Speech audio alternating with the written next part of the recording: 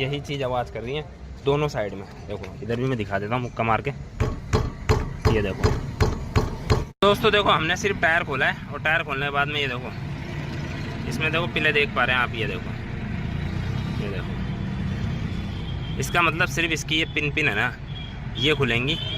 देखो दोस्तों सिर्फ ये पिन है ना, और ये 150 रुपये के आसपास आती है, 150, 160, 70 है ना।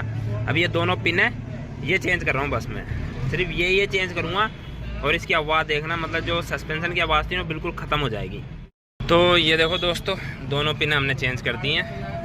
अब बस कुछ नहीं करना, बस पिनें लगाई करके और आपको वो आवाज़ सुनाता हूँ। देखो ये देखो, ये देखो।